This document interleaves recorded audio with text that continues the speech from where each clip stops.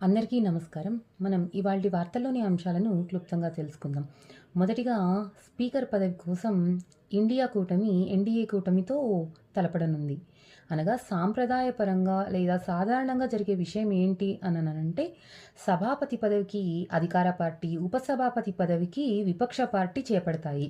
కానీ అందుకోసం NDA నిరాకరించడంతో India కూటమి చివరి విషయంలో స్పీకర్ పదవికి కేరళలోని మావెలిక నియోజకవర్గం నుంచి పోటీ చేసి విజయం సాధించిన కాంగ్రెస్ సీనియర్ నేత కొడికొండల సురేష్ గారిని తన అభ్యర్థిగా తెలపడం జరిగింది.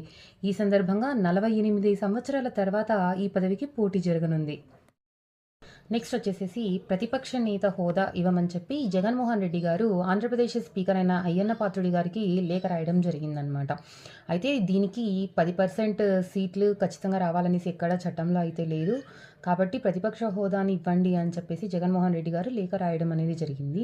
అయితే మనం కేంద్రంలో కూడా చూసుకుంటే ప్రతిపక్ష నేతగా రాహుల్ గాంధీ ఉండడం జరిగిందనమాట ప్రస్తుతం. అయితే దీనికి కాంగ్రెస్ యొక్క చైర్పర్సన్ సోనియా గాంధీ గారు రాహుల్ గారి పేరును ప్రపోజ్ చేయడంతో రాహుల్ గాంధీకి ప్రతిపక్ష నేత హోదా దక్కడం జరిగింది. అయితే ఇంతకుముందు 10 ఏళ్లుగా ఎప్పుడు కూడా కేంద్రంలో ప్రతిపక్ష నేత హోదా కాంగ్రెస్ తీసుకోలేకపోయింది. దానికి కారణం ఏంటంటే 10% సీట్లు లేకపోవడం అనేది అనమాట. 10% సీట్లు ఉంటేనే ప్రతిపక్ష హోదా ఇవ్వడం అనేది మన ఆనవాయితీ ప్రకారంగా అలా జరుగుతుంది. సో ప్రజెంట్ ప్రతిపక్ష నేత హోదా హోదాకి అసలు విలువ ఎప్పటినుంచో వచ్చింది అంటే జనరల్గా అయితే ప్రతిపక్ష నేత జీతభత్యాల చట్టం 1977 నుంచి ప్రతిపక్ష నేతకి ప్రత్యేక అధికారాలు ఉండడంతో గుర్తింపు అనేది రావడం జరిగిందనమాట. తర్వాత క్రికెట్లో ఆఫ్ఘనిస్తాన్ బంగ్లాదేశ్పై T20 ప్రపంచ కప్లో విజయం సాధించి సెమీస్లోకి వెళ్ళడం ఇదే తొలిసారి. ఇందుకు కారణంగా ఆస్ట్రేలియా క్రికెట్ దిగ్గజం అయిన డేవిడ్ వార్నర్ గారు గేమ్ ముగించడం జరిగింది. ఇతను T20 ప్రపంచ కప్ అంతర్జాతీయ క్రికెట్ కప్తో గేమ్ ముగించాలని అనుకున్నాడు. కానీ ఆఫ్ఘనిస్తాన్ బంగ్లాదేశ్పై విజయం సాధించడంతో డేవిడ్ వార్నియర్ ముందుగానే క్రికెట్ నుంచి వైదొలగడం అనేది జరిగింది. గతంలో ఆంధ్ర క్రికెట్ జట్టుకు కెప్టెన్గా వర్క్ చేసిన హనుమ విహారీ గారు రాజీనామా చేయడం జరిగింది. అయితే ప్రస్తుతం మళ్ళీ ఆంధ్ర జట్టు తరపున ఆడి ఉన్నత స్థానానికి తీసుకెళ్తానని చెప్పడం జరిగింది. ఇటీవల కాలంలో చిరుతల వల్ల జనాలపైన దాడులు జరగడం చాలా వరకు మనం చూస్తూనే ఉన్నాం. దీనికి సంబంధించి మనం వన్యప్రాణి సంరక్షణ చట్టం 1972, తర్వాత అటవీ సంరక్షణ చట్టం 1980 ఇలాంటివి గుర్తుపెట్టుకోవాలన్నమాట ఎగ్జామ్ పర్పస్. తర్వాత ఇటీవల ఆస్ట్రేలియన్ కాన్సులేట్కి చెందిన ప్రతినిధులు ఆస్ట్రేలియన్ కాన్సుల్ జనరల్ సిలైజాకి సిఆర్డీఏ కమిషనర్ కాటంనేని భాస్కర్ గారితో డిస్కస్ చేసి అమరావతిలోని పెట్టుబడులకు ఉన్న అవకాశాలన్నింటినీ డిస్కస్ చేయడంతో వాడికి అమరావతి యొక్క విశిష్టత గురించి కాటంనేని భాస్కర్ గారు ఎక్స్ప్లెయిన్ చేసి పెట్టుబడి పెట్టడం కోసం తగినంత భూమి ఉందని పెట్టుబడులు పెట్టొచ్చని చెప్పి వివరించడం జరిగింది. తర్వాత ఇటీవల అమరావతి అభివృద్ధి కొరకు 25 లక్షలు, తర్వాత పోలవరం అభివృద్ధి కొరకు ₹1,00,000 ఇచ్చిన వైద్య విద్యార్థిని, ఆమె పేరు అంబాల వైష్ణవి. ఈమెను అమరావతి బ్రాండ్ అంబాసిడర్గా చంద్రబాబు నాయుడు గారు ప్రకటించడం జరిగింది. ఎంపీ కె గోపీనాథ్ గారు లోక్సభలో తెలుగులో ప్రమాణ స్వీకారం చేయడం జరిగింది. తెలుగులో ప్రమాణ స్వీకారం చేసి ఆయన మాతృభాషను గుర్తుపెట్టుకోవాలని మాతృభాష గురించి చాటి చెప్పడం జరిగింది. అయితే మనం దీని పరంగా మాతృభాషని గౌరవించుకుంటూ తర్వాత అధికార లాంగ్వేజెస్ యొక్క ఆర్టికల్స్ యొక్క షెడ్యూల్స్ని మనం గుర్తుంచుకోవాలన్నమాట. షెడ్యూల్స్ వచ్చేసి 8th షెడ్యూల్ పార్ట్ 17th పార్ట్లో లాంగ్వేజెస్ గురించి చెప్పడం జరుగుతుంది. ఆర్టికల్ 343 నుంచి 351 వరకు రాజ్యాంగంలో లాంగ్వేజెస్ గురించి చెప్పడం జరుగుతుందన్నమాట. తర్వాత ఇటీవల బ్రిటన్ యొక్క గణాంక నిపుణుడు, ఇంగ్లాండ్కి చెందిన గణాంక నిపుణుడు అయిన డక్వర్త్ గారు కనుమూయడం జరిగిందనమాట. అయితే ఈయనతో పాటు టూనో లూయిస్ అనేవారు ఇద్దరూ కలిసి వర్ష ప్రభావిత మ్యాచ్లలో యొక్క ఫలితాలను నిర్ణయించడానికి ఒక పద్ధతిని కనుగొన్నారు. ఈ పద్ధతి 1997 నుంచి అమల్లోకి వచ్చింది. ఉపయోగించినారనమాట. దీని తర్వాత 2001లో లక్ష్యాలను నిర్దేశంగా చూడడం కోసం ఐసీసీ ప్రామాణికంగా తీసుకుంది. దాని తర్వాత ఆస్ట్రేలియా యొక్క గణాంక నిపుణుడు స్టీవెన్ స్టెర్న్ అనే అతను సవరణలు చేయడంతో ఈ పద్ధతికి డిఎల్ఎస్ పద్ధతిగా పేరు రావడం జరిగిందనమాట. తర్వాత ఇటీవల ప్యారిస్ ఒలింపిక్స్లో భారత ఈక్వెస్ట్రియన్ ఆటగాడు అనుష్ అగర్వాల్ బరిలో దిగనున్నారు. భారత్ ఈక్వెస్ట్రియన్ సమాఖ్య యొక్క సెలక్షన్స్లో శృతి వోరాపై నెగ్గడంతో ఈయన ప్యారిస్ ఒలింపిక్స్కి ఎంపికవ్వడం జరిగింది. తర్వాత కామన్వెల్త్ క్రీడల్లో రజత పతకాన్ని సాధించిన తులికా మాన్కు జూడోలో ఒలింపిక్స్లో ఆడే అవకాశం దక్కింది. దానిని ఇటీవల అంతర్జాతీయ జూడో సమాఖ్య 78 కిలోల వివరాలలో తులికా మాన్ పేరును భారత్ తరపున ప్యారిస్ ఒలింపిక్స్లో ఆడడానికి అవకాశం ఇవ్వడం విశేషం. తర్వాత శ్రీలంకలోని దంబుల్లాలో జూలై 19న T20 మహిళల ఆసియా కప్లో భారత్ పాకిస్తాన్ తలపడనున్నాయి. అయితే ఈ పోటీలు జూలై 19 నుంచి 28 వరకు కొనసాగుతుండగా ఇందులో 8 జట్లు పాల్గొనున్నాయి. అయితే గ్రూప్ ఏలో Bharat, Pakistan, UAE, Nepal, group below Sri Lanka, Bangladesh, Thailand, Malaysia. మనం వీటిలో భారత్ పాకిస్తాన్ జట్టు జూలై 19న జరుగుతుంది. అది మాత్రమే కాకుండా మనం కరెన్సీలు కూడా ఎగ్జామ్ పర్పస్ గుర్తుపెట్టుకోవాలన్నమాట. అయితే భారత్ తెలిసిందే కదా, మన దేశమే కాబట్టి. తర్వాత పాకిస్తాన్ వచ్చేసి ఇస్లామాబాద్, కరెన్సీ వచ్చేసేసి పాకిస్తానీ రూపీ. యూఏఈకి వచ్చేసి క్యాపిటల్ అబుదాబి, కరెన్సీ దిర్హం.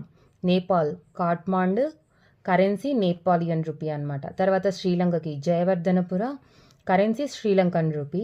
బంగ్లాదేశ్కి వచ్చేసి ఢాకా క్యాపిటల్, టాకా కరెన్సీ. తర్వాత థాయిలాండ్ వచ్చేసి బ్యాంకాక్ క్యాపిటల్, బాట్ కరెన్సీ అనమాట. Malaysia Kuala Lumpur capital, ringgit currency. ఇలా మనం ఎగ్జామ్ పర్పస్ అని చదువుకుంటూ ఉండాలి.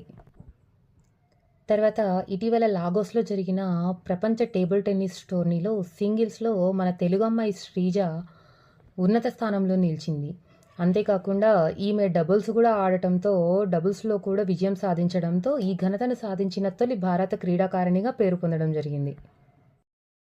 తర్వాత ఇటీవల మూత్రపిండాల బాధితులను తొలి దశలోనే గుర్తించి వారికి వైద్యం అందించడం కొరకు గుంటూరుకు చెందిన చింతా రామకృష్ణ నెఫ్రాలజిస్ట్ అనే ఈయన HelloKidney.A అనే యాప్ను గుర్తించి ఆ గుర్తించిన యాప్ ద్వారా 3 నెలల పాటు ఆరోగ్య కేంద్రాల్లో ప్రయోగం చేసి తగిన నివేదికలను ఉన్నతాధికారులకు అందజేయడం జరిగిందనమాట. దీన్ని ఎలా చేస్తారు అంటే ఆ ఏసీఆర్ అనగా ఆల్బుమిన్ క్రియోటిన్ యొక్క స్ట్రిప్ని, ఆ యొక్క రేషియో తీసుకున్న తర్వాత ఆ స్ట్రిప్ని తీసుకొనేసి ఫోటో తీసి ఈ యాప్లో కనుక పెట్టేస్తే మనం అది కిడ్నీ జబ్బు పన్నారా లేదా అని చెప్పి అది సూచిస్తుందన్నమాట. తర్వాత వరి పంటను పండించే రైతుల కోసం ఇటీవల ఇన్స్టిట్యూట్ ఆఫ్ అగ్రికల్చర్ సైన్సెస్, తర్వాత బెనారస్ హిందూ యూనివర్సిటీ వాళ్ళు కలిసి రైతులకు వచ్చేసి వరి పంటలో జింకు మోతాదు చాలా తక్కువగా ఉంటుందన్నమాట. సో అందుకోసం ఆ లోపాన్ని తగ్గించడం కోసం ఒక మార్గాన్ని కనుక్కున్నారు. అది ఏ విధంగా అంటే తర్వాత ఏమంటారు, బ్యాక్టీరియాను, ఫంగస్ ఈ రెండు పక్కకు తీసేసి నానో జింక్ ఆక్సైడ్తో కలిపి వాటికి వేయడం వల్ల బాగా భూమి గ్రహించుకుని పంట దిగుబడి కూడా బాగా వస్తుంది అనమాట. అప్పుడు జింకు లోపం అనేది కూడా పంటలో ఎక్కువగా ఉండదు. దీనివల్ల ఆరోగ్యం కూడా మెరుగుపడుతుంది. ఇటీవల జింకు లోపంతో చాలా వరకు మరణిస్తున్నారు అని చెప్పి WHO తెలపడం జరిగింది. అనగా ప్రపంచ ఆరోగ్య సంస్థ ప్రకారం దాదాపు ఏటా 8 లక్షల మంది జింకు లోపంతో మరణిస్తున్నారు. అందులో 4.5 లక్షల మంది పిల్లలు జింకు లోపంతోనే మరణిస్తుండడం కారణం అనమాట. సో ఇందుకోసం వరి పంటలో నానో జింక్ ఆక్సైడ్ కలిపి ప్రక్షాళన చేయడం ద్వారా ఏమవుతుంది అంటే తర్వాత జింకు లోపం అనేది మెరుగుగా మరి వరి పంట దిగుబడి కూడా కాస్త పెరగడం జరుగుతుంది అనమాట.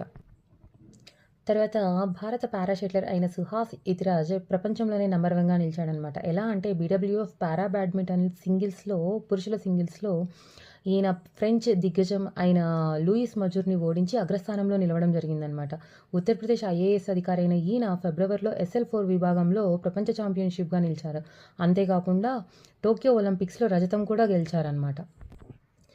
తర్వాత ప్రపంచంలోని తొలిసారిగా చంద్రుని ఆవలి వైపు యొక్క నమూనాను సేకరించి తర్వాత మట్టిని కూడా తీసుకొని చాంగే 6 వ్యోమనౌక ద్వారా పొడవుని చేరిన మొట్టమొదటి దేశం చైనా. అయితే ఈ చాంగే 6 వ్యోమనౌక మే 3న బయలుదేరి జూన్ 2న చంద్రుని యొక్క ఆవలి వైపు అయిన సౌత్ పోల్ ఐట్కిన్ అపోలో బేసిన్లో సురక్షితంగా దిగింది. తర్వాత జూన్ 4న అక్కడ ఉన్న నమూనాను మొత్తానికి వాటిని సేకరించిన తర్వాత పొడిమి వైపు బయలుదేరి జూన్ 25న ఉత్తర చైనాలోని ఇన్నర్ మంగోలియన్ ప్రాంతంలో సురక్షితంగా చేరింది. తర్వాత ఇటీవల బ్రిటన్లో తలదాచుకున్న వికీలీక్స్ వ్యవస్థాపకుడు అయిన జూలియన్ అసాంజే అమెరికా యొక్క న్యాయభాగ విభాగంతో ఒప్పందం కుదుర్చుకున్న తర్వాత తన నేరాన్ని ఫెడరల్ కోర్టు నందు తన నేరాన్ని అంగీకరించబోతున్నారు. అయితే ఈయన ఏం నేరం చేశారు అంటే గూఢచర్య చట్టానికి విరుద్ధంగా గూఢచర్య చట్టానికి విరుద్ధంగా జాతీయ ఇప్పుడు మన భద్రత ఉంటుంది కదా! జాతీయ భద్రత యొక్క సమాచారాన్ని సేకరించి దాన్ని వ్యాప్తి చేయడం ద్వారా ఇటువంటి నేరారోపణని ఆయన ఎప్పటినుంచో ఎదుర్కొంటూ ఉన్నారనమాట. దాన్ని అమెరికా యొక్క న్యాయ విభాగంతో ఒప్పందం కుదుర్చుకొని ఆ నేరాన్ని అంగీకరించబోతున్నారు. అయితే ఎక్కడ అంటే ఈయనకు అమెరికా రావడానికి ఈయన నిరాకరించారనమాట. సో, అందుకోసం అని చెప్పేసేసేసి ఉత్తర మెరియానా ద్వీపం అయితే ఎక్కడుంది ఇది పశ్చిమ పసిఫిక్‌లో అమెరికాకు సంబంధించి ఉత్తర మెరియానా ద్వీపంలో సైపన్ ప్రాంతంలో ఉన్న కోర్టుకు ఈయన హాజరయిన తర్వాత అక్కడ ఈయన నేరాన్ని అంగీకరించబోతున్నారనమాట. దాని తర్వాత ఈయన ఆస్ట్రేలియాకి పయనమవుతారు.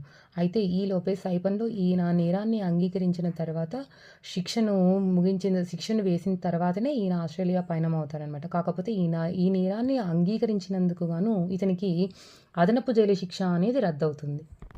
తర్వాత మనం తెలుసుకోవాల్సింది ఏంటి అంటే భారతదేశంలో ఫెడరల్ కోర్ట్ ఎప్పుడొచ్చింది అంటే భారత ప్రభుత్వ చట్టం 1935 ద్వారా భారతదేశంలో ఫెడరల్ కోర్ట్ వచ్చిందండి. Federal court is nothing but supreme court అనమాట. తర్వాత ఇటీవల కెన్యాలో పన్ను యొక్క సంస్కరణలు జరగడం ద్వారా ఆ జనాలొచ్చేసేసి ఆందోళనతో నైరోబీలోని పార్లమెంట్ యొక్క భవనానికి నిప్పు పెట్టారనమాట. అయితే ఆ నిప్పు పెట్టడము, తర్వాత నిరసనలన్నీ ఎక్కువ అవ్వడంతో అక్కడ ఉన్న భారతీయులకు భారత హై కమిషన్ వచ్చేసి అప్రమత్తంగా ఉండమని చెప్పి తెలపడం జరిగింది. కెన్యా క్యాపిటల్ వచ్చేసి నైరోబీ, కెన్యా కరెన్సీ వచ్చేసేసి కెన్యన్ షిల్లింగ్. తర్వాత జూన్ 26న 1975న నేషనల్ ఎమర్జెన్సీ విధించడం జరిగిందనమాట. ఎప్పుడు ఇందిరాగాంధీ కాలంలో. అయితే ఈరోజు జూన్ 26, 2024కి 49 ఏళ్ళు పూర్తి అయిపోయాయి. సో, నేషనల్ ఎమర్జెన్సీ విధించిన తర్వాత మరి రాష్ట్రాలన్నిటికీ కూడా రాష్ట్రపతి పాలనలోకి రావడం జరిగింది. అయితే రాష్ట్రపతి పాలన యొక్క ఆర్టికల్ ఏంటి 356 అనమాట. తర్వాత నేషనల్ ఎమర్జెన్సీ యొక్క ఆర్టికల్ ఏంటి 352. ఏ పార్ట్‌లో ఉంది పార్ట్ 18. ఇవన్నీ మనం గుర్తుంచుకోవాలి. తర్వాత ఢిల్లీలో కాన్స్టిట్యూషన్ క్లబ్‌లో వికసిత భారత్‌లో ప్రజాస్వామ్య రక్షణ యువత పాత్ర అనే అంశంపై సదస్సు నిర్వహించడం జరిగింది. అయితే ఈ సదస్సులో వెంకయ్య నాయుడు గారు ఏమిటి సూచించారు అననంటే ఎమర్జెన్సీని ముఖ్య పాఠ్యాంశాల్లో చేర్చాలి. అయితే అప్పట్లో ఎమర్జెన్సీ ఎందుకోసం విధించినారు?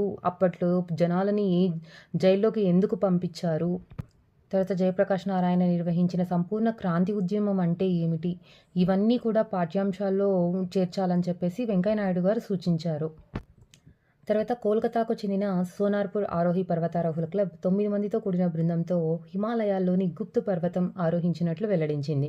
అయితే ఇది హిమాచల్ ప్రదేశ్‌లోని లాహౌల్ జిల్లా పిర్పంజల్ పర్వత సానువుల్లో 5,988 మీటర్ల ఎత్తులో ఉన్నట్టుగా నిపుణులు తెలిపారు. అంతేకాకుండా దీని చుట్టుపక్కల పరిసరాలన్నీ చాలా ఎత్తుగా ఉండడంతో ఈ పర్వతాన్ని చూడటం కానీ, ఫోటోస్ తీయడం కానీ సాధ్యం కాదు అని చెప్పి నిపుణులు తెలపడం జరిగింది. తర్వాత అయోధ్యలో 650 కోట్లు పెట్టి మ్యూజియం ఆఫ్ టెంపుల్స్ నిర్మించాలని టాటా సన్స్ చేసిన ప్రతిపాదనని ఉత్తరప్రదేశ్ ప్రభుత్వం కేబినెట్ ఆమోదించిందనమాట. అయితే ఈ మ్యూజియం ఆఫ్ టెంపుల్స్ నిర్మాణం కొరకు టూరిజం యొక్క స్థలాన్ని ₹1 అద్దెకు తీసుకొనేసి 90 ఏళ్ళు లీజుకు తీసుకోవడం జరిగింది. తర్వాత ఉత్తరప్రదేశ్ యొక్క ముఖ్యమంత్రి యోగి ఆదిత్యనాథ్, పర్యావరణ శాఖ మంత్రి జైవీర్ సింగ్ అనమాట.